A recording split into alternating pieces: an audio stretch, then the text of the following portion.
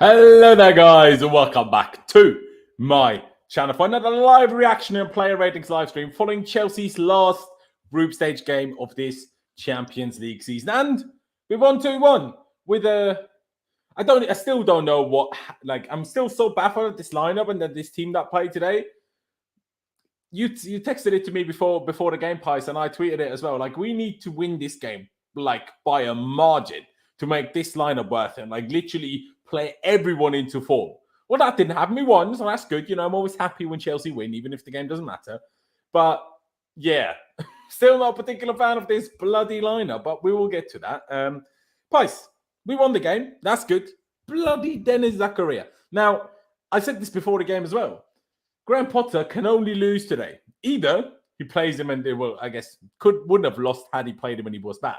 But now that he hadn't completely refused to play him at any occasion up until today, and then he plays really well, gets the goal, plays really well overall as well. Now, obviously, maybe picks up an injury. I'm not sure if it was a cramp or an injury when he was forced off. But now Potter just looks like a clown because I'm like, why did he not play before? You're overplaying Kovacic. You're literally telling us he's playing with a knee injury. You're overplaying Jorginho. Jorginho gets enough rest, actually. You're overplaying Loftus-Cheek.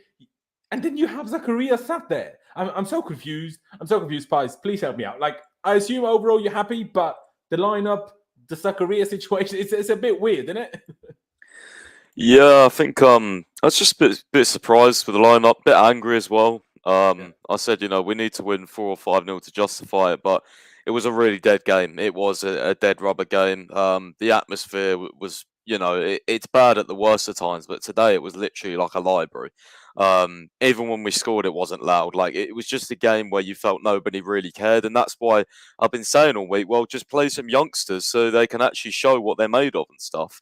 But I'm glad Zakaria played. Or Zakaria, I'm not sure exactly how you say it. I always say Zakaria, but yeah, he looked good. I think we have to obviously take in the opposition. It's not the Premier League, but at the same time, I think... Well, we lost away from home and we're absolutely shit. So, Yeah, I mean, I'm just talking about the intensity though and stuff like that. He wasn't pressured too much, but I think when he was, he did well. He looked all right on the ball. He was switching the play, and I think what's most impressive for me is we have Loftus-Cheek obviously who's a physical presence, but Zakaria was kind of, I don't know, he just looked a little bit more defensively comfortable. Obviously, Ruben's not really a natural pivot player anyway. So, Zakaria and Jorginho, I thought, played quite well together. I'm looking forward to seeing him a little bit more, hopefully. But yeah, the lineup was very strange. And obviously, we got at least one injury, maybe two.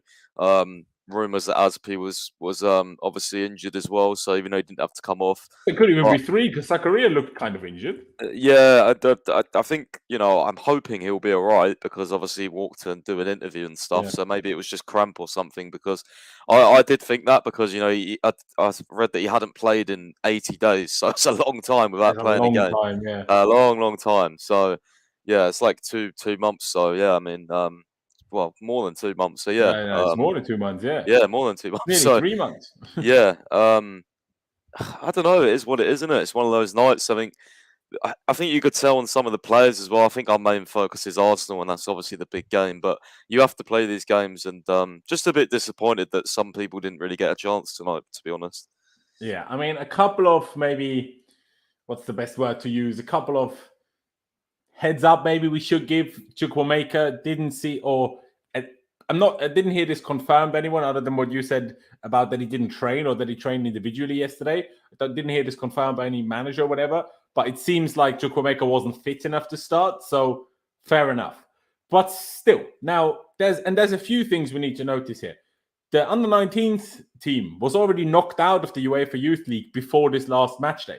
So you can't even explain not using any of them for that, where you're saying, okay, yeah, this last match day really mattered for the under-19 in the youth league and stuff. It didn't. We were already knocked out because we're a bit shit. And even though obviously the youth team fanatics always try to find excuses, oh yeah, we chopped and changed so much between 19s, 18s, 21s. I'm like, that's no excuse. If we're good, we're good. If we're not, we're not. Do you know what I mean? But we didn't even have a full bench, man. If you compare our bench to Zagreb's bench, we had half the players on the bench. And obviously there is a certain registration limit and, deadlines and stuff not that the deadline was the problem, but you need to register players to be allowed to play in the Champions League, which is why, for example, Hutchinson, the youth player we signed from Arsenal in the summer and who was on the bench against Brighton, that's why he wasn't involved, because he wasn't registered even on the B list. But there were a few that were registered on the B list, and they just play for the under-19s. I just don't really... It just baffles me. And fair enough if you don't want to start any of them, even if I disagree with that already. I think a couple of them should have started. How someone like Aubameyang, who's 33, starts this game. Like, what? How Thiago Silva at 38 needs to come on for half an hour in this game. Like, fair enough, Koulibaly can only play an hour. I can understand that. He just came back from injury. That's totally fine. Put some youth defender on the bench. Who gives a shit? Like, I understand we get 2.3 million. Is it dollars or pounds? I'm not sure. But 2.3 million for every group stage when you get in the Champions League. Okay. But we paid 21 million pounds to get Graham Potter in the middle of in early September because our ownership decided to sack the manager a month into the season. Clearly, we don't care about 2.3 million, right? So that can't exactly be a reason for anything or anyone. So what the fuck? Why does a 38-year-old need to play? Why does Aubameyang need to play? Like, I don't get any of this. Like, it's ridiculous. And the subs were so unnecessarily late. Surely just bring on like Broja, like at halftime. Ziyech didn't even play. What? Like, okay, we won this. It's all well and good. It's great. We topped the group. Fantastic news. But no, come on. You can't, like, I know Potter never actually used the schedule as an excuse, but he did still always mention it. He did always like bring it up. And I'm like, bro, you're not even allowed to use the word schedule anymore. You had the chance to rest and you decided not to rest. It's genuinely a piss take. Like, how can you, every team, every manager, all season long, they cry and cry and cry about the fucking schedule. And then we have a chance. A guy scored for City today against Sevilla. I'd never even heard his name. And you're saying we can literally have to play Thiago Silva, Aubameyang, Sterling, Jorginho. What? Nah, man. I'm fuming with this. Like, I'm fuming. It doesn't matter whether we won today because the game literally didn't matter. We just wasted energy. And like, okay, the only thing you can maybe slightly bring up, and I'll let you say your piece on this as well, Pies, in a second. The only thing I'll let them have is we got battered by Brighton, obviously. So maybe the players, like, he almost wanted to give a bit of good spirits back into the team before obviously a huge game against Arsenal on Sunday. So I maybe understand that perspective a little bit. But does that mean you need to start all of them? Like, some of them, sure. But all of them? And that's what it felt like. Other than Thiago Silva, we didn't start. I don't get this. Like, I do not understand this. I mean, Pies, I know you touched on it already anyway, but like, the Broja didn't start, man. Like, what more can the guy fucking do? And then when he was on, he started at left wing, and then he played at right wing. Well, Gallagher found our two strikers. What is happening? Makes fucking sense. I know it doesn't make sense at all. I don't know why. I mean, with Aubameyang, fair enough. Like, he's played on the left before, but Broja, left, right. He literally played anywhere but his actual fucking position. I don't get it. I mean, you've had a rant. I agree, to be honest. Yeah, I was literally in favour for playing Dion Rankin, Lewis Hall, Charlie Webster. Yeah. Like, I would have started 3 or 4 of these young players. Why not? What do you have to lose? You're going to finish top of the group anyway. Imagine if Aspie's injured now. Just imagine that. Oh, and by the way, like, Reece. Like, and by the way, like, I can understand where, like, you know, if he plays like 3 or 4 young players, he may get questioned, like, oh, what are you doing? You know, you've just lost to Brighton. But I don't think actually anyone, even if you may question Graham Potter right now, you may, like, no one would be like, oh, you know, like, I don't think it would cause an uproar. He'd probably get praised more if he played these guys and lost. You know what I mean? Like, it would at least give him a chance in a dead rubber game. Like, as you said, we literally just wasted energy. And again, I think the only thing you could have said at the start of the game was, yeah, okay, fair enough. You play these players because you want, you want a reaction. These players are going to be chomping at the bit. Did they look like chomping at the bit to you? A lot of them didn't. Pretty much all of them didn't. They didn't look like wanting a reaction. The ones who started against Brighton, who started today. So why did we play this team? I don't know. You know, so a lot of people were telling me I've been overreacting and stuff, especially when Thiago Silva came on. I was losing my absolute fucking mind. Yeah. And everyone was like, "Why are you moaning? Just let him do what you want." No, if I don't agree with something, you got to say it. Like, why? Why did he need to come on? 38 years old, bro. He hasn't used it as an excuse, but still mentions the schedule all the fucking time. You can't mention the schedule if you have an opportunity and you don't use it. Someone said to me, "Well, actually, Price, he's one of my most durable players." I don't care. He's 38. He doesn't need to come on. Everyone was like, "Well, who do you play there? Just go. You're winning the game, right? 2-1. Go to a back three. Bring Cucurella on, and put Chalobah in the middle and Aspi on the right centre back. Move Ruben to right wing back. Bring him on. Like, you can do stuff. It's ridiculous. I don't know. I don't agree with the lineup at all. But you know, it's done. And even then, like we're already complaining about the team that started. That's, again, I'm going back to it. That's not even to mention that we didn't even fill the bench with youngsters that could have come on. Do you know what I mean? Like, we didn't even bring on any youngsters. I mean, to be fair, it would have been harsh to some of the players that were on the bench if they hadn't come on, like a Broja. But, like, could have still done that. Do you know what I mean? Like, Gallagher has played a lot of minutes recently. He didn't necessarily need that today off the bench. Could have just played some kids. Like, it's, honestly, to me, ridiculous. But Sports Wire, BJ, funny comment. I didn't mention you to come on the stream because I thought the midweek games, they're too late for you, obviously, with the time zones in and stuff. So, yeah, that's why I've got in touch. I'm pretty sure that's still the case. Do you know what I mean? But, all right. I mean, okay. The team is what it is. At the end of the day, we have to accept it anyway, as much as it pisses me off. Let's talk about the game.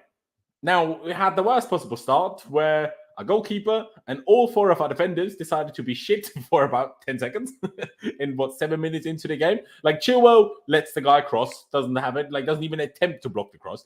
Aspi at the far post heads the ball back across our own box with the back of his head.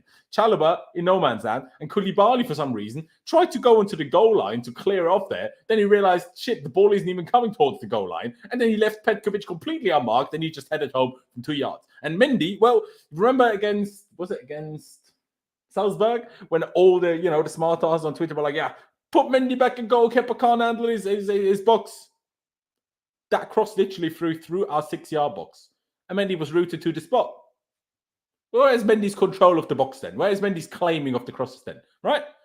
See, that's what I'm saying. When people complain about this for Kepa, they're like, Mendy does this amazing. I'm like, no, he doesn't. I agree Kepa is not great at it. But Mendy is great at fucking either, man. Anyway. But yeah, obviously the worst start possible. Then we all thought Koulibaly literally broke his knee in half. In the end, turns out it was purely a drama queen. Like, my guy was screaming on the floor. I was like, oh no, it's an ACL or all sorts of awful things. And then he gets up and plays the whole game. I was so confused. But yeah, after that, we actually found our feet. Like, especially after the first goal. The rest of the first half, I actually quite enjoyed. The second half got a bit dead. I can't lie, other than when Aubameyang hit the bar.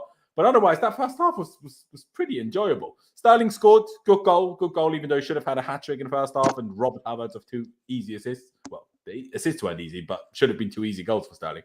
So it robbed him. But I thought the first half was pretty enjoyable. What did you make of the first half, other than the fact that obviously we played an unnecessarily strong team? I thought it was okay. I think we created a few chances. I don't think the whole overall game was good, to be honest with you. Obviously conceding early on, I was like, oh, fuck it, we're gonna lose even when we've played a really strong team. But I think we reacted okay. But yeah, to be honest with you, right, it's just a really dead game. Like, I was on my phone for quite a bit as well, because it was just like the crowd was dead. Like, you just get these games where you just feel it around the stadium, and the players obviously will play much better when it's a big game than a dead rubber game. But yeah, it was okay. I liked that we played a back four and we didn't play a back three. I thought that was good. But yeah, not too many thoughts, to be honest with you. Fair dues. And Chelsea all the way. You need to shut up, bro. Like, sorry, what the fuck? I see you every stream. You're complaining about some player slating some player, insulting some player. Every single stream you're here, insulting some player. You're saying, I need to support the players, top the division. What the fuck? Fuck off. Nah, what are you doing, man? Like, piss off. But anyways, sorry, I have to get that out of the way. We will, I'm not sure if at the end we'll talk about our potential opponents for the next round, because obviously the draw takes place on Monday anyway, so we need things to talk about then anyway. So let's get into this player ratings, I would say. Let's start with Mendy. Now, should have done better for that goal, in my opinion, but otherwise, not really too much to complain. Didn't mind this distribution. I thought the passing out from the back with the back four and the goalkeeper worked pretty well. Did he have any save to make? If I'm honest, I can't even think of one. He made a really good save in the second half. He did make a good save. Yeah, absolutely. That was a decent save, to be fair. Yeah, there you go. So I guess a good save. One way could have done a bit better. 6 overall is what I'd go. Would you agree with that? What would you say? Wait, what the fuck? What are you seeing? What? He won't be. So I was just reading something on Kepa. Kepa was spotted with crutches, having picked up foot injury at Brighton. He won't be okay for Sunday. It's only precautionary. He's progressing well. So Mendy's going to start against Arsenal. There you go. Yeah.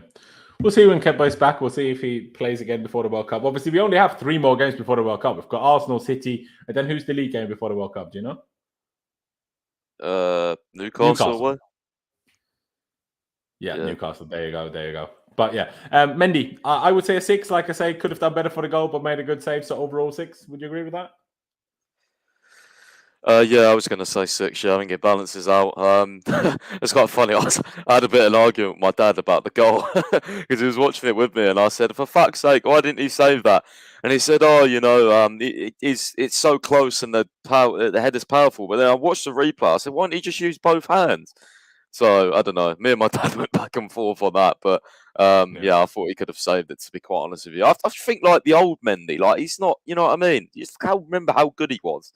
Like, he's kind of just flapped it. I know it's close, but still, it's not even on the line. I'm not even expecting him to save it. But, man, the cross wasn't particularly high and it was flying through the 6-yard box. Fucking catch it. You're 6'4". Like, do you know what I mean? And you're allowed to use your arms. But even then, you're right. Like, on the form that he was in when we played Brentford last year, he saves it. I agree with you. Absolutely. Fair play. What have I seen here? Precautionary crutches. Fantasy PG is questioning. Well, what he's saying basically, he has obviously a foot injury at the bottom of his foot. Is it one of the metatarsals? I'm not sure. But anyway, precautionary to keep the weight off it, just to not make the injury worse. That's what the crutches are for, rather than that the injury is that serious, if that makes sense. At least from the sounds of things. When you like hit your hand really hard and you just try not to touch it after that for a couple of days. Well, that's what he's doing, but because it's the foot, you need something to help you walk then. Do you know what I mean? I think it's one of those. But fair enough. Mendy a 6. We agreed on that one at least. Let's move on to the centre backs. Ladies and gentlemen, by the way, we have over 200 people watching. Please do subscribe if you haven't already. They're massively appreciated. We're on the road to 20,000 subscribers. Every new subscriber counts. So please hit that big red subscribe button, hit the notification bell button as well, and smash the like. Helps me spread these videos and streams out to more people. Koulibaly, first game in a while after obviously picked up that injury against Brentford. Like I touched on, definitely should have done better for the goal that we conceded.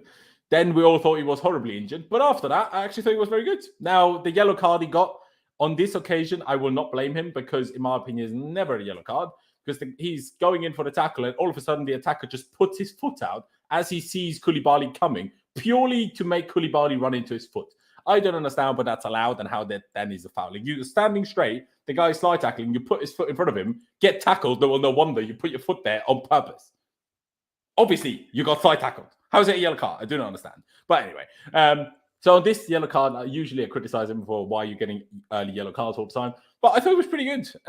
What did you make of Koulibaly, bro, other than obviously the goal in the beginning? Yeah, I thought it was pretty decent as well. It's obviously the yellow card was interesting. I think it's one of those where the striker was being really clever. He saw Koulibaly coming, and you see what he did was he saw him coming, so he just kind of like moved his legs so Koulibaly like went into him. So yeah, it's a smart foul, and they do get yellow cards for those, unfortunately. But yeah, I thought he played well again. It's hard really to judge too much because they hardly attacked, to be quite honest with you. But there was a couple of times. There was one time where I think they were not through, but their player was running through to get the ball, and he came across really, really fast and cleared that up. So I'll give him a 6.5. I think. I'm not sure if I want to go 7. I think 6.5 is probably about right. I think, just considering how much he had to do, there wasn't really that much, was there? So Yeah, Andy obviously could have done. I mean, do you agree with me even that he should have done better for the goal? Like, he ran away from it to cover the goal. At least, I mean, did you see it the same? I thought it looked like he was trying to go onto the goal line in case the header from the far post is going there and he's trying to clear it. Then he realized the ball wasn't going there, tried to step back out, and then Petkovic already headed the ball and he was late to it. So, did you see it that way as well? Or? I don't know, to be honest with you. It all happened very quick for me. I saw the cross come in, so I'll have to watch it back. Fair play, fair play. Well, because for me, I'm thinking like he does warrant a 7, maybe 7.5, but I'm thinking about how much do I want to take off, because you make a good point. How challenged really was he? So it's a tough one. But I do sometimes think, had we won 3-1, 4-1 for the identical defensive performance, I think we would have easily given him a 7, even with the mistakes. So I'll say 7. Do you want to raise yours to a 7, or do you want to stick to the 6.5, bro? I'll stick to the 6.5. All right. I will, in that case, then give the chat a little poll again, and let you guys decide.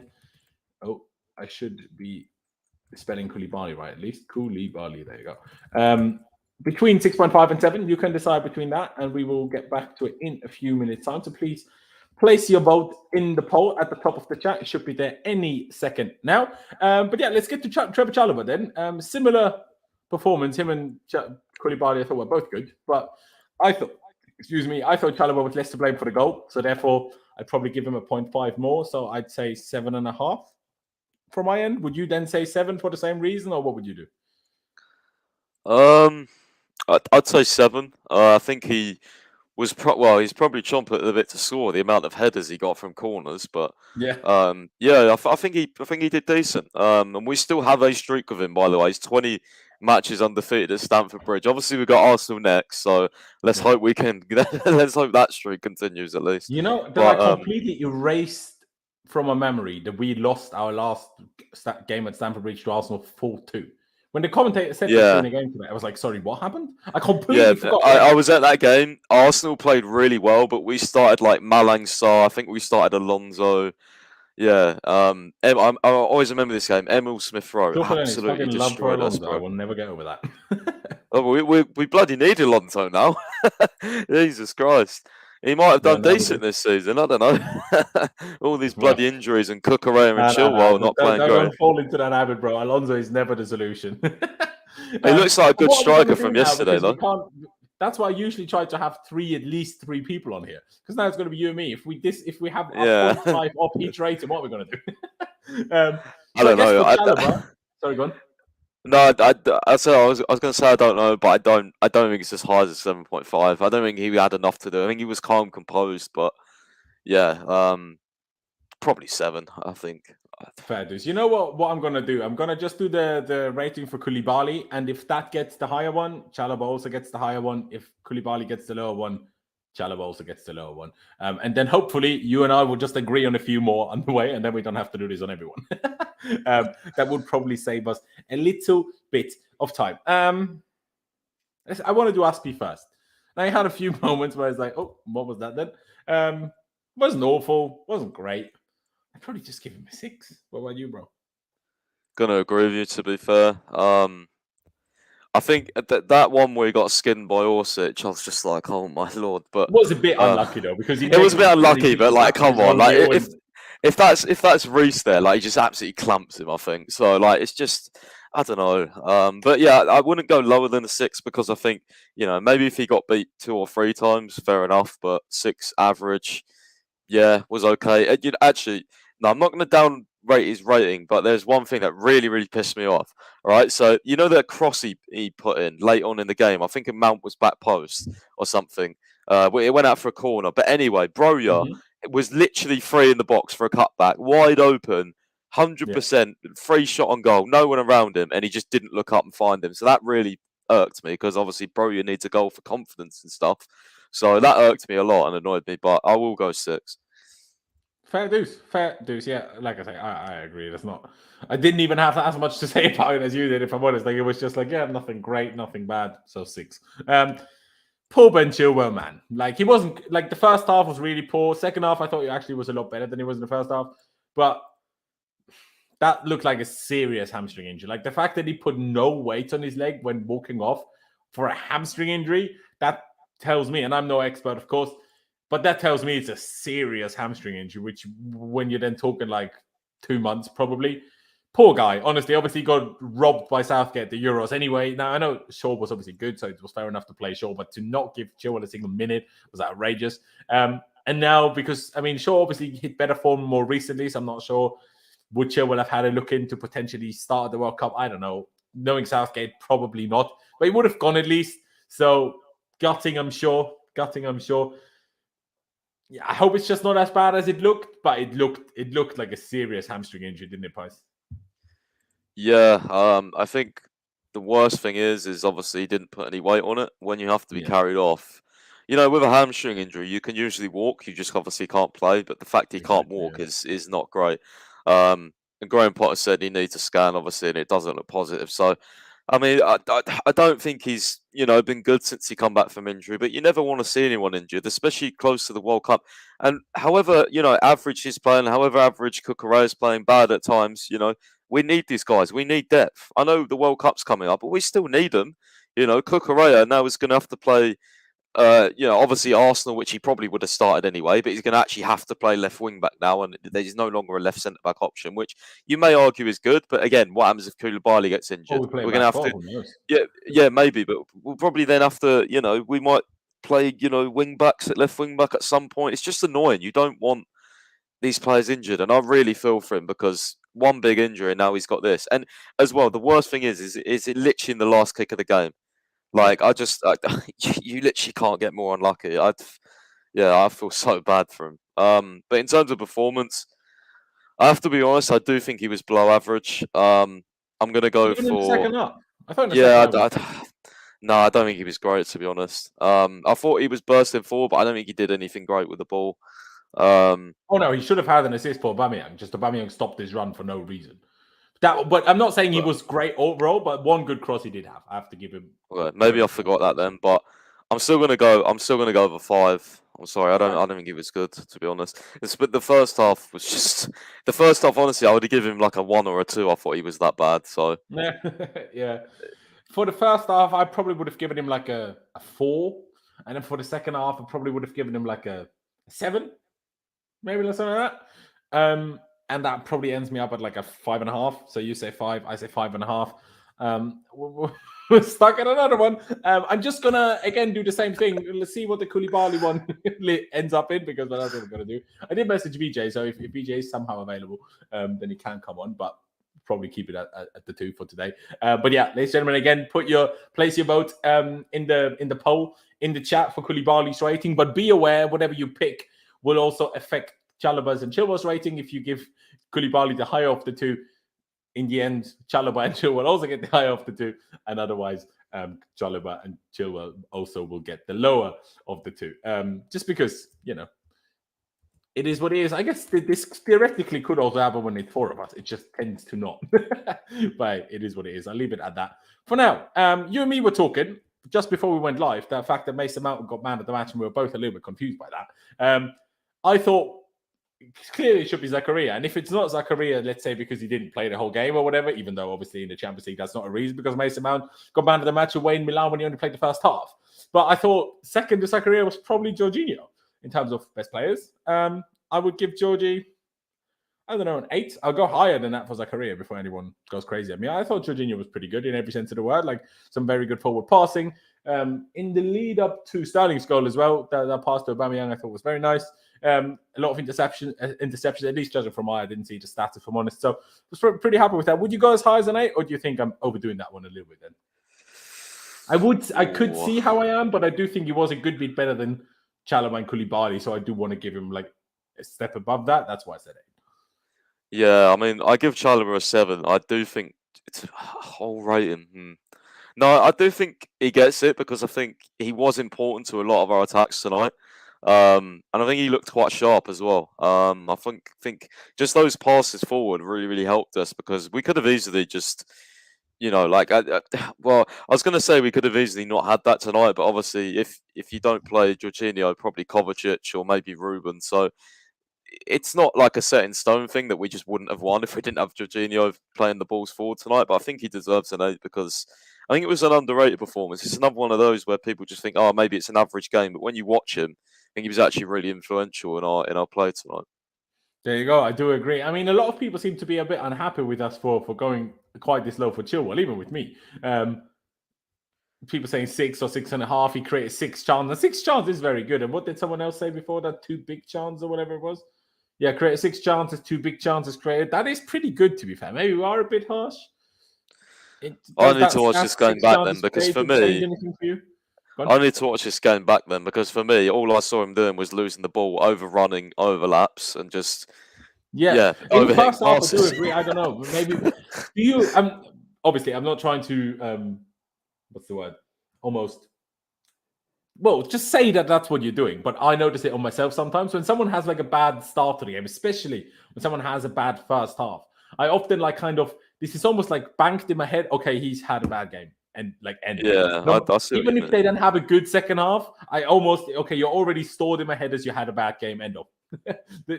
Could that be a little bit maybe. Today, or do you not think so? Maybe I see where you're coming from. I think you've done that sometimes as well. Yeah, absolutely. But yeah, I mean, I do see that sometimes. I mean, I feel like I'm being a bit harsh now. He's got 6 chances. Great. I didn't bloody remember them. So yeah, I don't know. I don't know. Yeah, no, but I still think you're absolutely right that his first half was poor, and it was.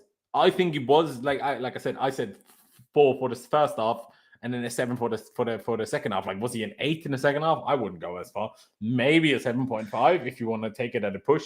That gives him a 6 overall. Still nothing amazing, but maybe we could talk about a 6. But I don't know if you're staying. I guess if I'll put mine to a 6 and that solves our problem, then we give him a 5.5. Do you know what I mean? I guess at least one positive. But the main positive of today, Dennis Zakaria. Honestly, I'm very happy for the guy. Now, it is obviously the whole situation where I'm like, well, clearly Potter still doesn't like him, and I don't think this performance will now change the fact that Zakaria will get very limited game time, maybe a little bit more after today than he has done so far. Hopefully, it can't be any less, can it? But I thought that was a very, very impressive debut. And, a lot of people have obviously compared Zakaria to Saul a lot so far this season, right?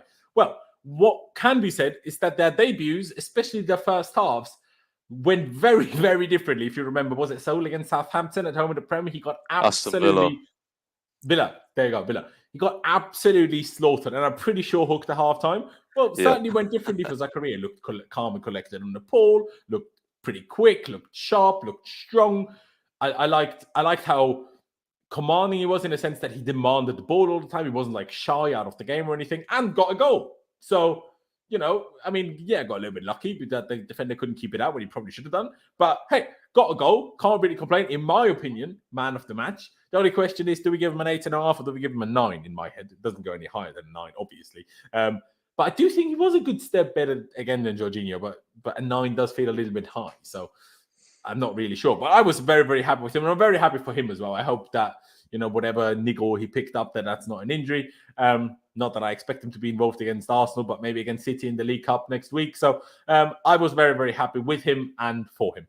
Pice, your thoughts?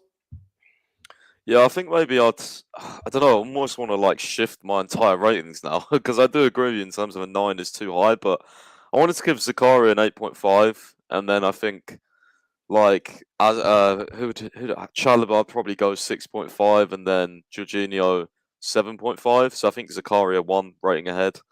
I know that's a bit awkward, but that's my explanation of things. Would you also go Koulibaly down to a 6 then, or would you go him and Chalobah the same? No, I'd go him and Chalobah the same, actually, I think. Yeah. Okay. Yeah. I think I'd go him and Chalobah the same.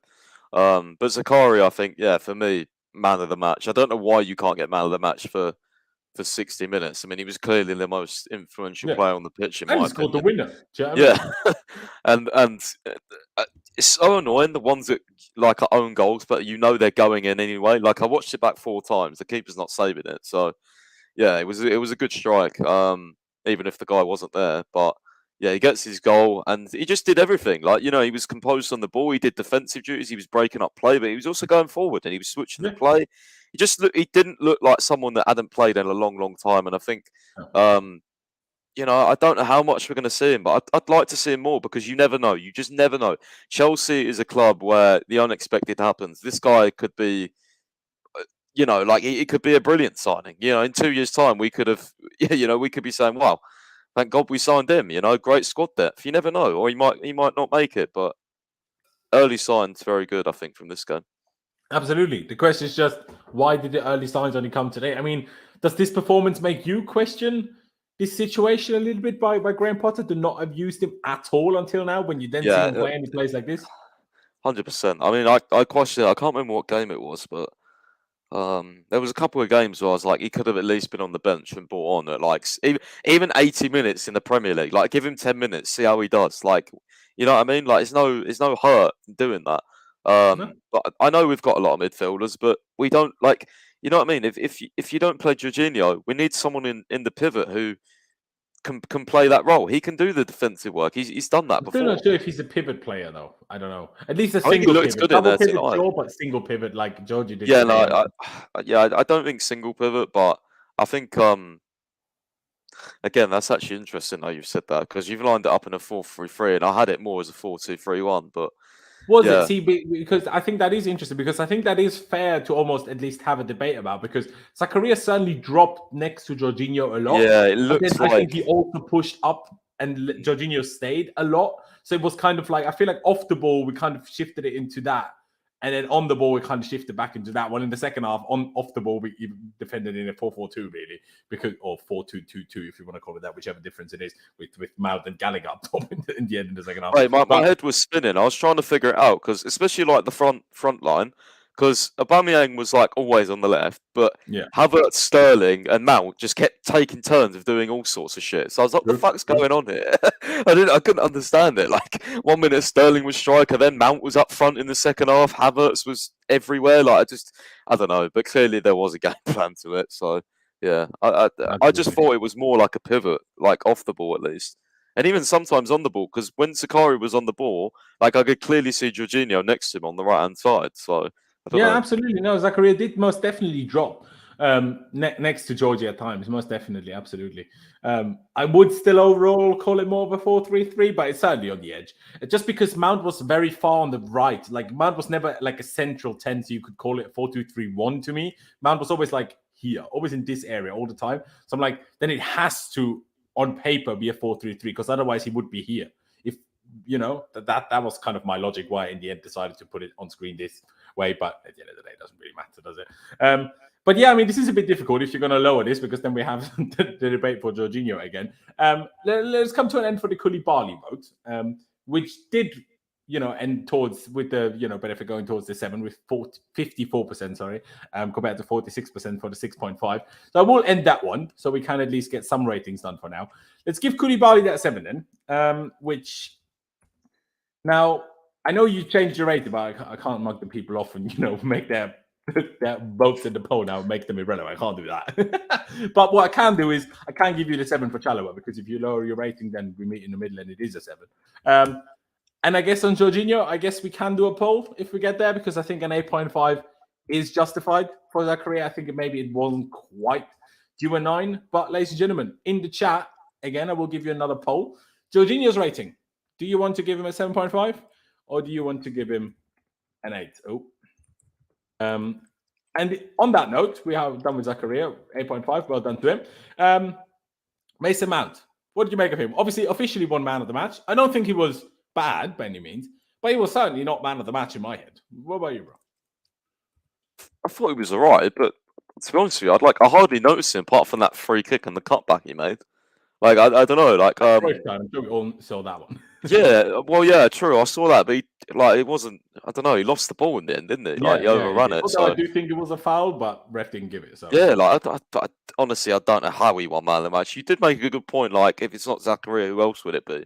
And I was like, yeah, true, but it should just be Zakaria. Do you know what I mean? Like, yeah, I just think the PR is a bit strong on this one, in my opinion. But I mean, I don't care. Who cares at the end of the day? Like these Champions League. I don't know. It's like a panel, I think, but because the commentators don't do it. Where they like during the game they let you vote for it. Do you know what I mean? Yeah, because like the Premier League, like on Sky Sports, the commentator will pick it, the co-commentator, but on like Champions League, I think they have like a panel. So I don't know. That's interesting. Definitely Joe Cole was on that panel, that's for sure. But fair play. What would you say? Would you then say 6? Would you at least say slightly above average, or what would you give Mason Mount? I'll give him a 6.5, but honestly, It's about there. I don't think he was. Yeah, like I don't know. It wasn't as Yeah. influential as I man of the don't match think he for me. was Like, bad. no, he Honestly, wasn't like bad. He just you. wasn't great. Yeah. I don't know. It's a He weird had some one. good touches, like a few good moments of technique, but like you touched on that Cruyff turn, which wasn't great, but the Cruyff turn on a control of a ball is crazy to even attempt that. But then he lost the ball straight after, even though, in my opinion, it was kind of fouled. He had one other crazy good touch, but then lost the ball straight after that as well. But he still, what I liked is the way he moves and the positions he takes up as an 8 and the way he transitions play. Like when he receives the ball, Mount as an 8, he always turns and tries to pass the ball forward every time. Like he will always do that. And we all know, like remember that goal away at Porto in the Champions League, obviously when we won the Champions League, those kind of turns when he receives the ball from behind him and can turn, that's probably, in my opinion, one of the best attributes Mason Mount has. And he does that very, very well. But wasn't like could have been a bit more involved in certain attacking phases, in my opinion. So therefore, 6.5, I think is pretty fair. It's pretty fair. Again, ladies and gentlemen, place your vote in the poll for Jorginho's rating, because initially we both went for an 8, but then Price slightly changed his mind, so went down to 7.5. So the decision is up to you. Let's get to Raheem Sterling. Finally scored a goal. Very good goal. Very happy with it. Great finish, great composure. Very happy. But was about the only good thing he did all day. So that's a bit disappointing. My God, I felt so bad for Kai. People know I like Kai, but that cross, the first cross to Sterling, for then Sterling just skies it. That is an outrageous cross, Like that had so much curl on it and ended up in exactly the right spot. Wonderful cross. But yeah, Sterling could have had a hat trick, didn't, but got a goal still. So don't really know. I almost want to. I know you're going to disagree, but I almost want to give him a 6, even though he scored, because I think outside of the goal, he was poor and by far the worst of all the attackers, in my opinion. What is your opinion? I actually don't disagree, to be fair. I was going to go 6.5, but I do honestly think there was a lot of times where he overrun his dribbles yet again, kept running into players. Now, you know what? I'm going to have to give him a 6.5 because I just remembered that cross that he made in the second half. Thought was really good. I think we should have scored from it there. The defender headed it out for a corner, but such a good ball, man. Such a good cross. Chilwell had it on the right-hand side, had it on his left foot, played it back to him. Sterling first time, right on the penalty Who got on spot. the end of it? Or who should have been on the end of it? There was Chalobah, there was Silva, and someone else right at the back stick as well. But I think, what was it actually? Was it Koulibaly? So that cross was nowhere near as good as that Chilwell cross. It was. Fair enough, but it was a pitch. Trust me, it was a pitch of a ball. No, I remember it was a good cross. To be fair, it was a good. But I wouldn't go any higher than a 6.5 because I don't think he was great. I almost felt like after he got his goal, he was kind of like, oh yeah, I'm just going to chill out now and just, he didn't really do anything. He was bad touches all the time and passes, and he tried to dribble again and ran into the defender on every occasion. Yeah, he did. I think you're being harsh to give Mount the same rating as Sterling now. I think Mount deserves to be higher than Sterling personally. But hey, your opinion is your opinion, bro. I don't know. Mount didn't get the goal, so yeah. I found Graham Potter said something interesting. He was asked about Sterling playing wing back, and he was like talking about how it's not really a defensive role because he said he played wing back in his footballing career and he was closer to the goal. Well, it was a slightly funny answer. I didn't know he played wing back, but yeah, closer to the goal, please. Yeah, I mean Sterling didn't defend at all when playing wing back, so you can't exactly say he was busy defending. So that's why I do agree that this is not an excuse at all. He's just in wide areas. That's what he's been asking for the whole time anyway. So I don't give him the excuse. I know a lot of people do. I'm honestly tempted just to, I'm honestly tempted to just say 5.5 for Sterling to still give him a 6 overall because I don't want to do another poll. So I'm going to do that. Sorry, bro. I've got to force that 6 upon you. I can't help it. Aubameyang. Now, the most interesting thing about it that I want to discuss is that he played on the wing. And I said this to you in the group chat, especially after the one shot where he hit the bar, which was a great effort. I almost like him more on the wing than I do up front. Now, he wasn't the most involved. He was arguably less. Excuse me again. He was arguably less involved than Sterling was, actually. But I didn't hate it. Like, he made some good runs. He tried to get involved. He didn't lose the ball much.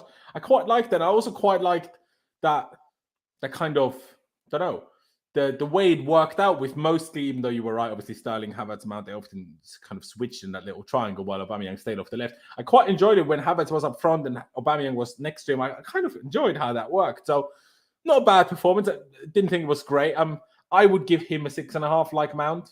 Don't know about you, but so it was decent. Nothing great though. What about you, bro? Might surprise you. I'm actually going to go for a 6. I don't think he was that good. Okay. I know he had the shot, but I think other than that, Lower than average. Sterling. I guess Sterling scored, so fair enough. Yeah, I think 6 for me for Aubameyang. And I don't know whether I agree with you if he's better off the left, or I don't really know where he's better, to be honest. He's kind of had like a bit of a sort of a, I don't know, kind of a bitty Chelsea career. Good games, scored 3 goals, and then since then it was kind of been a bit Yeah, problematic. he's been sort of being subbed on, and he's not started every game, and the games he has started, he's not been great. So, but again, in those games he has started, how many chances have we made for him? So, yeah, I think actually at some points his link-up play is probably arguably better than anything else. Like, I know the backfield tonight was a bit lucky, but still, the improvisation, the thought of it.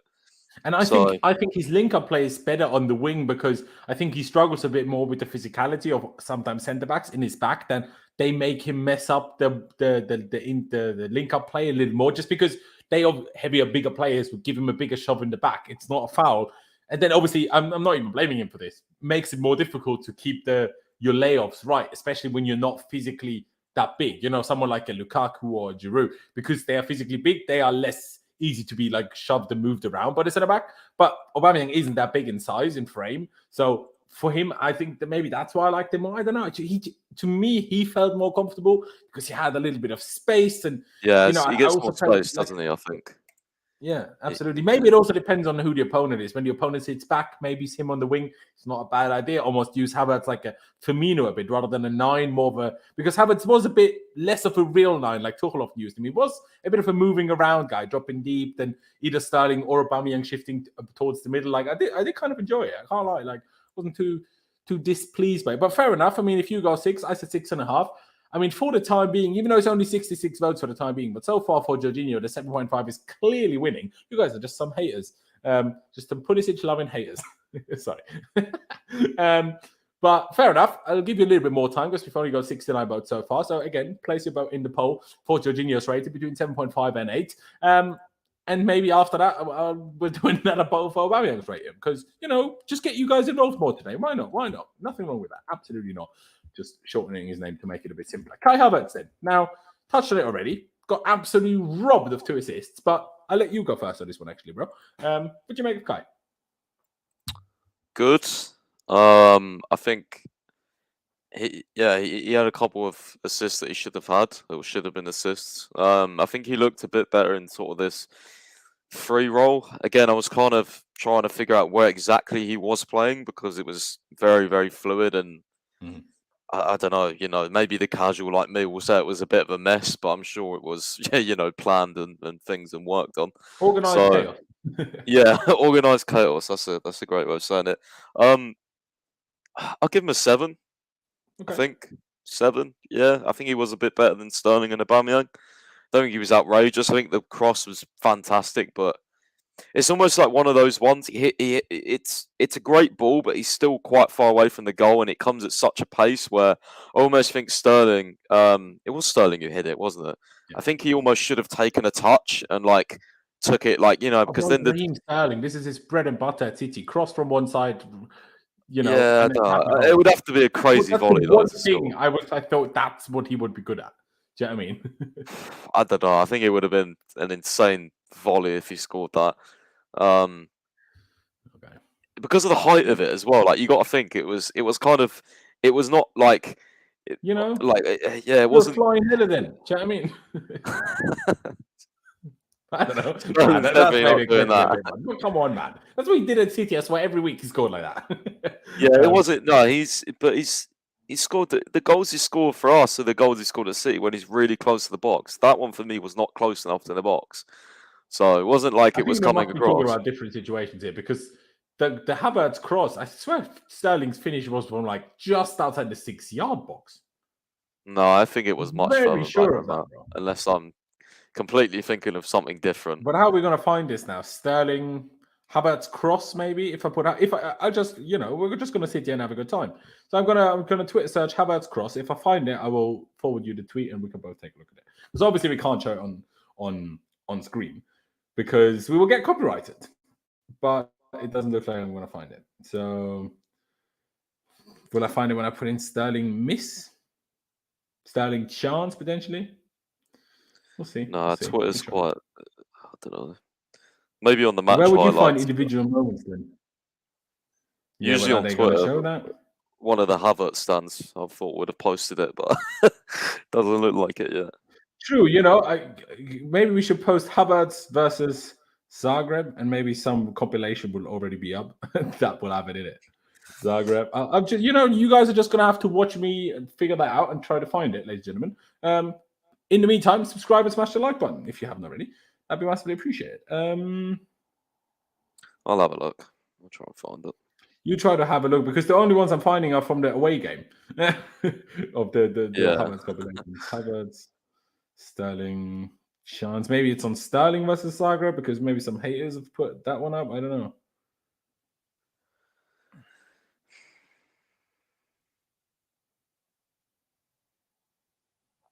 Don't you just love YouTube? You put in Chelsea Zagreb, right? Someone's turned off the likes and dislikes because obviously they're going to get hate. They're just playing a FIFA game between them two. Quality, mate. Well done. Love YouTube. Yeah, there's no highlights up yet, so I don't know. Yeah, agree to disagree until we see it later, I guess. Yeah, I guess so. I mean, ladies and gentlemen in the chat, put your thoughts on it. Just hit up Clinical Kai. Yeah, well, but you won't be able to send it to me straight away. I mean, you put it in. Not you put it in. Put it in the chat, please, ladies and gentlemen. Did you think the finish from Sterling from Havertz's great, beautiful cross, like off the left hand side, was from far out, or did you think it was outside the box, bro, or the edge of the box? Who's Sterling? Yeah, I thought it was like almost just after the line in the box. Like it was just edge of the box essentially. Yeah, just inside. Okay, so put in the chat. I thought it was quite a bit close to that. I thought at least between penalty spot and 6-yard box, but just outside the 6-yard box. I think the thing for me was the pace he hit it at. Like that's why I said I think he should have almost took a touch and just like knocked it past. Am I dreaming? Am I dreaming? Fair enough. Although I usually do disagree heavily with indefinite, so can't take his word for it too much. Only your Sterling agenda, bro. Come on. Hey, someone needs to because no one else is having that agenda, and he should have been here for way longer. You need to remind me now, bro, because I know you said his rating, but I honestly can't remember what rating you wanted to give Kai. Sorry, bro. 7. I give him a 7. I would perfectly agree with that. It wasn't amazing, but he was good. I thought he had, like I say, obviously the one cross for Sterling was really good. Then he had the right foot cross from the other side to Sterling as well, where for that one I let him off a little bit more, but it was still a good cross. Will I let him off for that a little bit more? It came with less pace, so maybe arguably that was more difficult. Who knows? Maybe I'm just critical for both. But yeah, there was also this one touch where quite on the left-hand side, we kind of, somehow got control over it, chipped it over himself and had perfect control on it. I don't know. He didn't seem to wait as long with a lot of his passes today.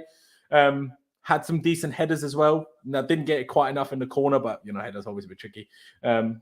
Yeah, I thought it was a decent performance today. Absolutely. Fair play to him. Fair play to him. Now, let's get to the subs. Where are they? There they are. So we made a few weird subs. I'm not going to necessarily put them in order, but Gallagher came on for Havertz, and then Mount played up front. As much as that is confusing. Broja came on for Aubameyang.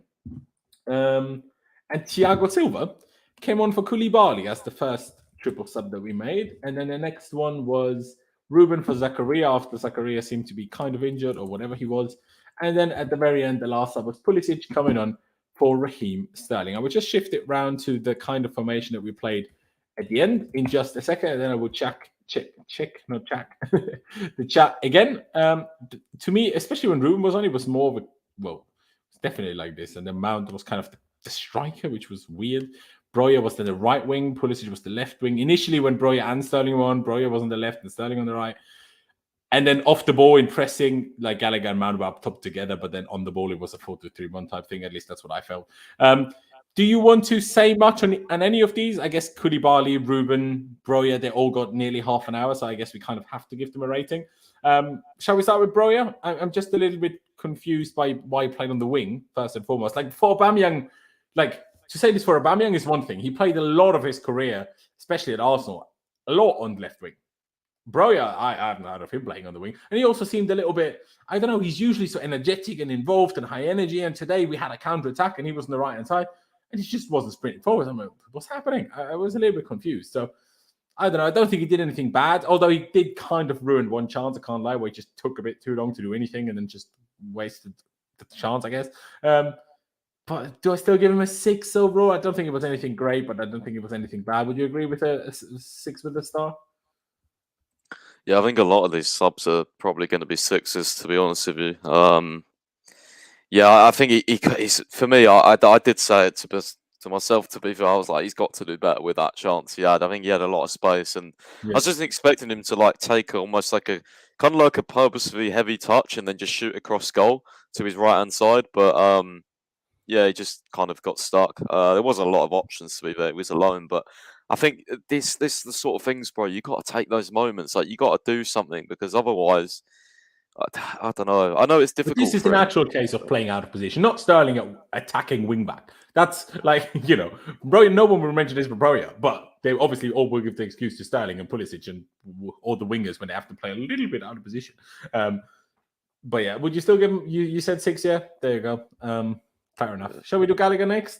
Because it's a tough one, because Gallagher, like, honestly, we seem today allergic to scoring a third goal. Like, we touched on a Broja chance there. Someone in the chat said Gallagher should have scored twice. I can't remember the second one, but the first one. But obviously the second one very late on from the cutback from, was it Chile or Mount? One of them. And then he was so close to the goal, but yeah, just couldn't get it past the keeper. Just hit it straight at him. So it's a weird one because I actually thought he played well, but didn't take his chances. So what does that leave me as? Because for the chances that he did miss, which were bad misses, especially, well, I only remember one. I don't know what the other one was. Do you remember 2, or do you also only remember 1, bro? I only remember 1, but I could quite easily be not remembering absolutely. something. I might just be forgetting it as well. But there you go. So on the one hand, I thought he played well. I guess he had that shot from distance, which got blocked, but surely you're not talking about a big chance for that. But yeah, probably also give him a 6 for a 6.5 almost, because he played pretty well. And then take 0.5 off again because, bro, you missed from 3 yards. Yeah. I think he's the worst close range finisher in our squad at the moment. Like the Brighton one at the weekend and this one tonight, bro. How are you missing that? But yeah, overall he's looking good though. I think he's I don't know whether he's just improving or whether he's more comfortable. I don't know. He's looking good though. I like it when he comes on. I don't mind it when he starts. So I think he's looking quite positive at the moment. So yeah, I think it's another 6. Going to come to an interesting one in a minute in terms of stats because I am actually mind blown by this. All right, hit me then. So it was Pulisic, right? Mm-hmm. I need to get them back up now. Sorry, give me a second. No Phone worries. just literally crashed, but whatever. Bloody phones. Yeah, just as I was on like a little bit of a point. Okay, I found it. Okay, so Pulisic in 13 minutes against Zagreb had 2 big chances created. He won 3 ground duels, got fouled twice, and had 100% pass accuracy in 13 minutes. I mean, obviously playing 13 minutes helps you have a good pass accuracy, obviously. But yeah, no, Pulisic was very good. I was trying to figure something out at the same time. Before. Did you agree with the 6 for Gallagher, bro? Sorry.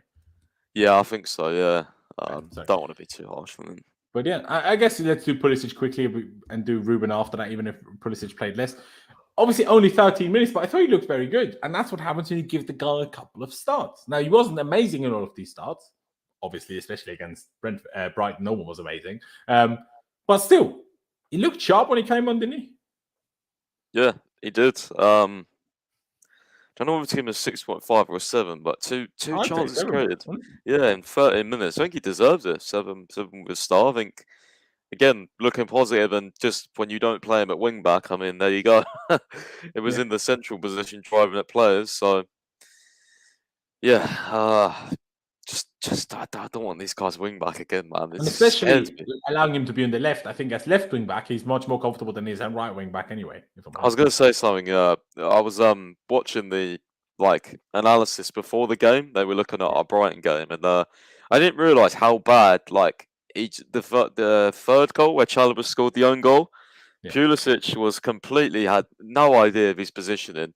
They played like they were drawing arrows and stuff where wing backs would usually be, and literally one ball like between him. And obviously, then that literally was the thing that gave the guy the space, the left wing back. I think it's Stupinan or whatever his name is. Yeah. So it just goes to show these guys don't know idea. It is true, but I still want to mention it. He tried to defend. Whenever their right wing back attacked, Sterling didn't even bother. So True. Just saying. No, you're right. You're right. Stand by this, and I will stand by it. But he did look silly. Absolutely, just got done way too easily. That's it. Shouldn't I do agree? But that's what I'm saying, though. Is that his fault, though? Because he doesn't know. He's not a defender. Like Joe Cole was backing him up. Joe Cole was saying like he's got winger instincts. Him and Sterling, they don't take up the right positions for a right wing back. They were still in this like kind of winger position where they was expecting the pass to go somewhere completely different. So it's like how much can you blame them, really? And that's why like we obviously got fucked on the weekend. But yeah. Yeah, there you go. Before Ruben, actually, we need to do Thiago Silva. I mean, you put in the chat, how did he miss that? And to be honest, you said that for the one that was much more difficult than the one he missed a few minutes later. I jinxed him twice. Yeah, honestly. Especially the second one, he needs to score that one. So therefore, 6. Kind of unlucky though. The second one's actually really unlucky because it hits almost hit him between almost like it both his legs up near his thighs kind of area. Yeah. Like he went to tap it in and it just hit his fucking in between his legs. Like, how did the ball even get there? I was confused. Like how does that even land there? It's kind of mad, but yeah, I'd go 6 again. I don't think you can go any lower or higher for these subs apart from Pulisic because I think just because of the game it was, like, are you going to give him a 5.5 and the misses? Like, no, because why? Like, this game doesn't matter. So, Exactly. And for Ruben, the same. If I'm honest, I barely noticed Ruben. There was a couple of occasions once he really looked for the shot, but then he always got blocked and he had to pass back. But not much in it. Ruben, you could almost give a 5.5 as well, just because I really didn't notice much from him, especially in comparison to Zakaria before that. But give him a 6, probably. Would you agree? Or 6 or an NA, to be honest with you. I know he's still on the ball, but which is why I'm thinking maybe even 5.5 or 5, because when you say potentially an NA for playing half an hour, not exactly a great look. Yeah, not great. I mean, the only time I really noticed him was when he lined up that shot and he just didn't take it. He just decided not to and then played it back or sideways. I can't remember, but yeah, I don't know. Up to you, bro. Up to the chat. Not sure.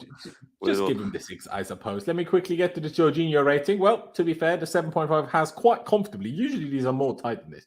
Quite comfortably run. 64% saying 7.5. Only 36% saying 8. Fair enough. I will change it on screen for you right now. Or change it rather than only leave the correct one on screen. Fair dude. Here we are. Bigs up Zakaria even more. Fair play to him. And then the last one we need to cover today. I just threw it up here to make it easy to read for everybody. Graham Potter. Now, we won the game. Picked up an injury to Chilwell. The one thing I'm not sure about is, do we have any good youth left backs that could potentially have been involved that were on the B list and registered?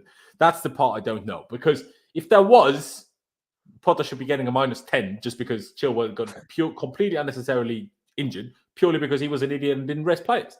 Like, we rested more players against Wolves in the Premier League than we did today. Like, think about that. Yeah, I literally said that. I said that to my dad. I was like, "Can you remember the Wolves game? Like, we literally rotated more." 7 players for that. 7. Yeah.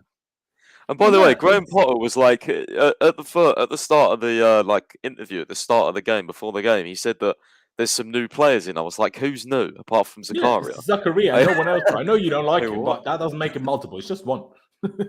Yeah, I mean the only left back that was obviously a young guy, Zach Sturge, but he wasn't registered. He we What about signed him Lewis from. Hall? Because he played left centre back under Thomas Tuchel, didn't he? Yeah, he's more of a midfielder though.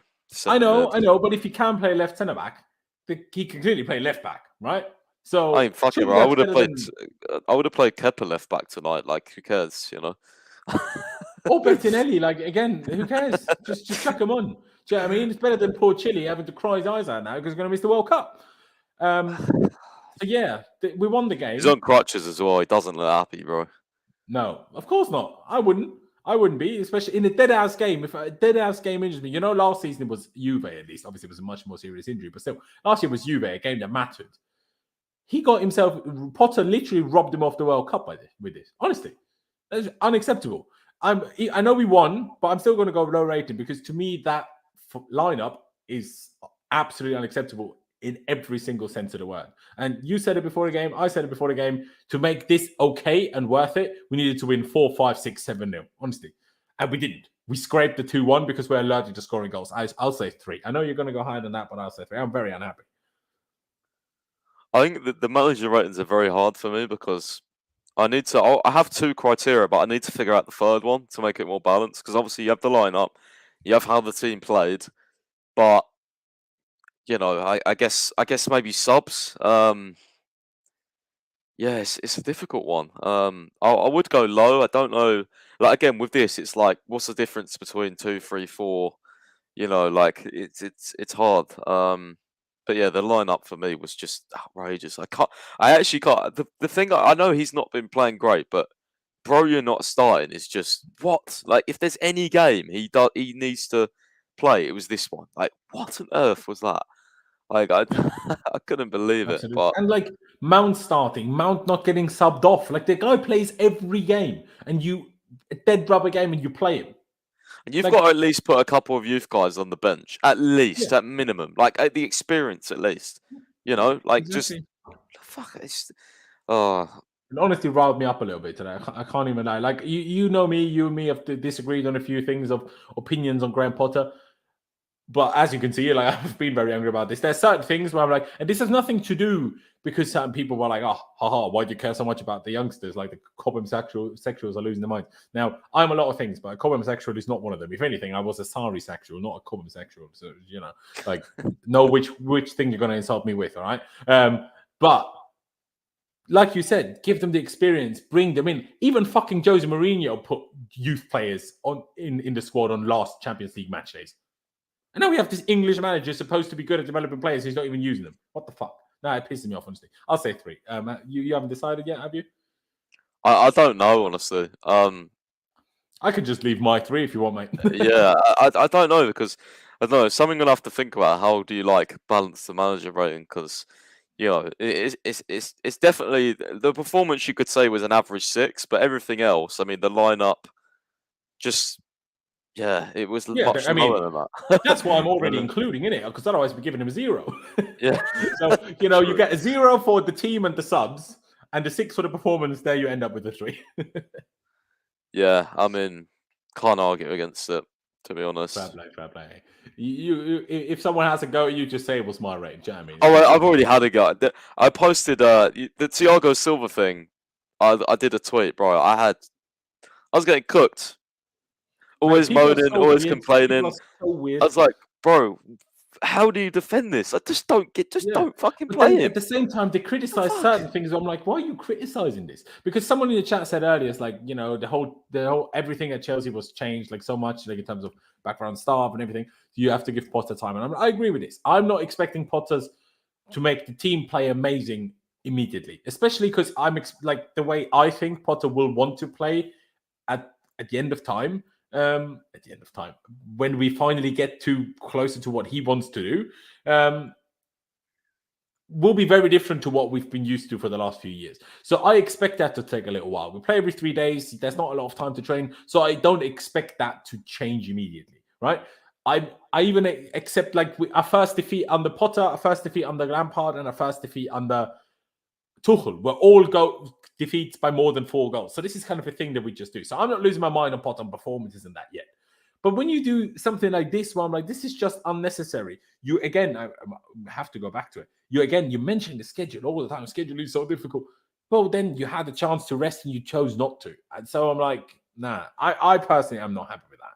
So, hey, that is what it is. But Aaron, Zakaria might be a beauty of a man. You are a beauty of a man, but we're all having a good time. Appreciate the donation, bro. And yeah, fair play. We love you, Aaron, don't we? We absolutely do. All right. One last thing, a little bit of a stat that my commentator threw out, and Chelsea posted it as well. But tonight was Chelsea's 100th victory in the UEFA Champions League. So not European Cup, so before 1991 or 2, whenever it turned into Champions League officially. But in the real Champions League, this was a 100th victory. And according to the commentator, now I could be wrong, but he said we're only the 6th team to get to 100 Champions League victories. Now, I don't know who the other ones are. My guess would have been Barcelona, Real Madrid, Man United. Liverpool, probably. Liverpool, maybe, but they missed also a few seasons of Champions League football. Maybe not even United. Surely. They missed a lot of, because Milan won so many Champions Leagues, but obviously they won a lot of those before it was called the Champions League. So I'm not really sure who the other 5 are. But still, to be the 6th team ever to win 100 games in Champions League, pretty good. Yeah, right? Wouldn't you agree? Yeah, very good. I'd like to know who those other teams are, like you said, but yeah, I mean, Chelsea have always had. If I find out, I will let you know. Yeah, Chelsea have always been, we've won 2 Champions Leagues, but you think of like past historic seasons as well, where we got to like quarters or semis, where you think we could have had more, bro. We could have had more, yeah, and obviously the final, so against absolutely, especially between like 05 and until really 2012, in that period, those 7-8 years, we could have comfortably won 4 or 5 of those. Now, we didn't, and obviously you won't win every time you're a good team. Of course, that's how football goes. But we most certainly could have done. But especially 2012, when we did win, that's by far when we least deserved it, if we're being totally honest. The Barca scandal as well. Like, if we played Man U in the final again, there's no way we would have lost. No way with that group of players. I completely agree. We would have absolutely battered them. And United fans will firmly disagree. I do not care. Would have battered you. And there's nothing you can prove against it. So, sort of. We can't win you in the league now. We can't win you. We can't beat you in the league nowadays. But we would have done in 2009. Has Zakaria Mother Potter? Jem, appreciate you for getting involved. We touched on it already earlier.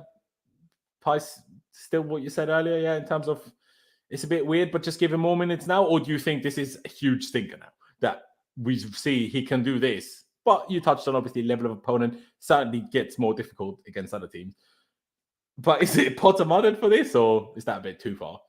I think it's a bit too far. Like, if he starts performing in the league, then yeah, 100% in the mud. But at the same time, like, I don't know. I'm cautious. Zagreb aren't good. So yeah, let's see. No, absolutely, and that is fair. Absolutely. But the thing I will say is, like, the way he played, it's like I can find it very difficult to think he wouldn't do that against Premier League teams as well, just because of his physicality and how calm he was on the ball. And he wasn't like the thing is as well. He was playing like a lot of one-touch passes. Like, he wasn't. He wasn't over carrying the ball, or he didn't, he just didn't wasn't aware of his surroundings like he always was, I was going to say. So, yeah, it's completely different to how Saul started his Chelsea career, that's for sure. And Saul was known as like this technical baller, wasn't he? So it's like, it's weird. It's weird. It is very, very strange. It is very strange. Now, quickly, this comment here by Indefinite. I mean, I know, Pice, that this is, again, where it kind of comes into where we slightly disagree on certain things. How long's a piece of string? Like, you know what I mean? Like, injuries, recruitment, other teams' recruitment, like, fuck knows. Fuck knows. Exactly. Like, I mean, if Pep leaves City next year, do you know what I mean? If he doesn't, who knows if ever? Yeah, like, it's unfortunately not as easy to say. But contenders, I would expect not necessarily win it, but I'd expect us to be contenders, 2 years after this one, the very latest, to be serious contenders and hopefully at least like taking City and whoever else is involved at least until like April. Do you know what I mean? I want to be in a title fight until at least April for one, because we've been in a title fight until like November, December, January, a fair few times over the years recently. But as soon as that winter period hits, we always get screwed and nothing happens. So it's just... it's just a little bit unfortunate. One last thing before we round this one out, because obviously it was just us two today, so it didn't take that long. I thought, why not bring your tweet up about our potential round of 16 opponents? which will be PSG, Inter Spoke Milan. too early yesterday, didn't I, bro? Fuck's sake. Who did you have instead? Did you have Benfica, yeah? Yeah, and obviously Benfica then wins 6-1 tonight. That means they finish top. Like, what the fuck? I even did a tweet saying, like, I corrected it and I said very unlikely, and look what happens. Like, what is this? Right, that's how it goes. 6-1. Like, fucking. I will explain that in a second, actually, because it's a bit crazy how PSG are now second in this group. But yeah, PSG, Inter Milan, Frankfurt, Leipzig, Dortmund, or Club Bruges. Now, PSG are now second against Benfica, both on the same points. They drew both games against each other, 1-1, both in Paris and in Lisbon. And the reason, and they even have the same goal difference of plus 14, which is crazy, by the way, plus 14 goal difference in 6 games. And the reason Benfica are now ahead of PSG is because they scored more away goals. So they might even have the same overall number of goals, but Benfica scored more away goals. That's why Benfica are top, PSG are second, and we could be drawn against PSG. At the same time, if Benfica can draw PSG twice, home and away, maybe Benfica wouldn't have even been that much easier than PSG anyway. Very good team, bro. They look very good. But the closer you get to the big games, I feel like the more the likes of Mbappe, Neymar, Messi, the more these guys step up, the further you get in a competition. But oh yeah, 100%. Like the goal Mbappe scored tonight was absolutely ridiculous, by the way. Yeah, it was a great goal. It was a great goal. To be fair, Neymar always tends to be injured towards the end of February, so maybe it would be quite good. But yeah, out of these ones, any preferences, bro? You know what? It's actually going to be interesting. I'm probably going to say, well, obviously Frankfurt and Bruges, but I'm going to say like anyone but Inter or PSG, because I think with Leipzig and Dortmund, they're very attacking, and I think we can just outscore them. So, whereas Inter and PSG, obvious reasons, but Inter Milan, I can just see them being a bit sort of. I think we'd beat them, but I think it would be difficult. They'd be a bit stubborn, I think, to break down. But I think I wouldn't underestimate Bruges. Like, I know they seemingly came second in the end, but they were like on 12 points after 4 games, I swear, and they were like having a great start to the group. So none of them are easy. For personal choice, I would say Dortmund, because I've always wanted to go to that game, and we've never ever played them, Dortmund, as well, in our history. Exactly. So I would love to play Dortmund, honestly. I would love to experience that stadium. No one cares about the Leipzig stadium, do they? I probably wouldn't do Bruges. Now, Inter, on the one hand, I'd be like, I would love to knock Lukaku out and just see him cry his shitty eyes out. But at the same time, number one, I've just done Milan, so I can't really bother to it again. And also, they're quite good. Like, not as good as we should be, but still more of a challenge than others are. So I personally pick Dortmund. I think they're more than beatable nowadays, and I'd love to go there. And we can tap up Bellingham at the same time, which would be good. Exactly, and Chelsea have a tendency to buy players that play well against us. So, if we need a little meeting, make it easier for Todd to get involved with the Dortmund people to sort something out.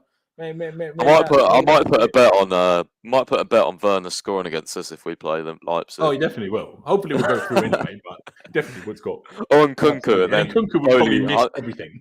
Yeah, I was even going to say, Kunku will score like a hat trick, or he'll miss every chance, and we won't buy him. He'll be in between. But us getting obviously Christopher Vivell and getting in Kunku potentially being interested in Gvardiol, and obviously Werner just going back there would be typical if we got Leipzig, wouldn't it? Which wouldn't be the worst draw. Still, they're not that good. Let's be honest. Like, they're good on the counter, but as long as we stop them from being too good on the counter, we should be absolutely fine against them. But let's not speak too soon, as we always have to remember, it's now November 3rd. By the time we play November 7th is the draw. It will be February, March. So it's a long time away. Form, injuries, everything can change drastically between now and then. Sorry, what were you saying? I was just saying, if anyone was interested, the draw is November 7th. I don't know what day that is, but obviously next Monday. Next Monday, okay. Yeah. There you go. We will. I'm not sure who will be here, who will be with me, but I will be doing a live reaction to the draw. We'll see who's available and we'll see who comes on stream. But we will be making sure to provide you that content. So, on that note, subscribe and hit the notification button so you make sure you don't miss that UEFA Champions League round of 16 draw live reaction. As well as, of course, before that, on Sunday, a huge game against Arsenal. That was the one thing we could have done today, get some confidence back into us. I guess Kai played okay. Sterling got a goal. Aubameyang played okay. So maybe a little bit. But yeah, going to be tough. But hey, we've dropped points against United and Arsenal so many times when we were the favourites. This time we're not the favourite. Maybe that actually allows us to actually score and win once. So that'll be quite nice. I won't ask you about your feelings ahead of Arsenal right now already because we have plenty of time to go for that.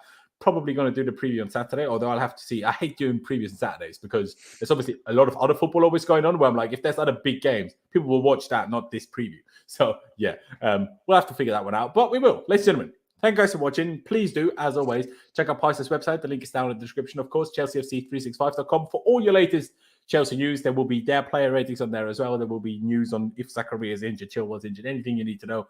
Find it on the website. So click the link down in the description, add it to your bookmarks, and make sure you check it regularly because fantastic. Do you know what I mean? But yeah, ladies and gentlemen, again, if you haven't already, please do subscribe. Smash the like button as well. Hit the notification button and select all so you don't miss any of the future streams. But yeah, ladies and gentlemen, thank you guys for watching.